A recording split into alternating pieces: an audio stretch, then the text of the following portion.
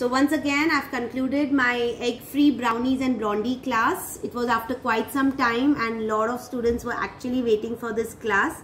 Now this class, I made it a little festive because of the festive season. And today's our special was our cranberry pistachio white chocolate blondie, which actually gives a very festive look to this entire thing. Okay, so let's start. I first did my regular brownie. Now I also gave you what is the difference between a brownie and what is the difference between a blondie. Okay, why is it called so? And we've done today something which is a brownie made with 55% dark chocolate, which is your couverture chocolate.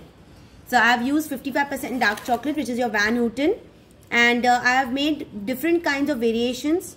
One is a Libeskoff Lotus swirl brownie. One is a plain brownie wherein I have used again that 35% milk chocolate, which is your couverture chocolate. I made a ganache out of it and showed how to make different kinds of piping and designs on top of your brownie. Now this is your cookie cup brownie. Again, your cookie cup is basically I've taught you how to make a cookie dough. Now egg-free, sugar-free, egg-free choco chip cookie dough. So we've made a cup out of it. Our pure chocolate brownie is gone in, and I've used milk chocolate, which is pure milk chocolate, ganache made on it and decorated. Also, our main attraction for today is our brookie. So that's our brookie square cake. So we call this as a cake because we've not cut them into squares, and we'll use this as it is. So it's like a very good giveaway. So we have again used our pure chocolate 55%. I have used cookie dough as well as our Barry Callebaut callets on top for decoration. And that can be gone in this box like this. Okay, so this box goes and you can actually put them in your hampers and give away as a cake itself. Next is your fudgy brownie. Now this is your Greek yogurt fudgy brownie. And I have used a lot of dry fruits like walnuts and almonds. This is nice and flaky. You can literally see a lot of cracks. That's how your fudgy brownie should be. And these can also go in your direct boxes. Directly you can place it in your box like how we are done for our cookie brownie as well. Okay. Next is your red velvet cream cheese brownie. Now can you see we have actually given swirls, one in the center, one on the top. So that's how we have a nice, very fudgy, again a red velvet cream cheese brownie. We have a literally swirl at the bottom and on the top. Okay. So that's your red velvet brownie done. These are our two blondies. Now I showed you one. This is our white chocolate with cranberry and pistachio blondie.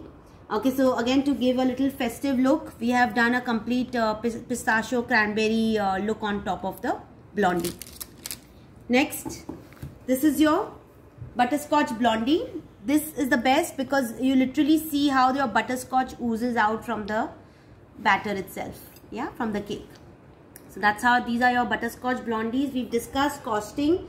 I've shown you how you can present them in boxes. Always use flatter boxes for your brownies. Like even these are good. So you get 4 brownies in one. So like the 4 squares that we made, you can actually put these 4 square brownies inside this square box. So that also will go very well, and then you can place them in your hamper trays and baskets. Okay, also then this is a box where all your assorted brownies can fit in.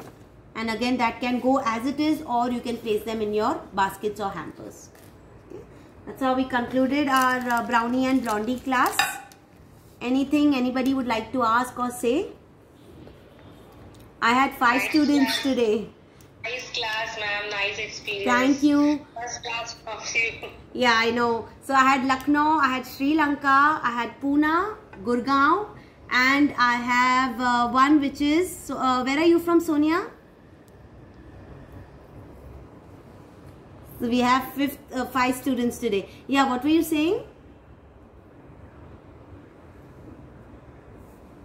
Anybody else would like to say something?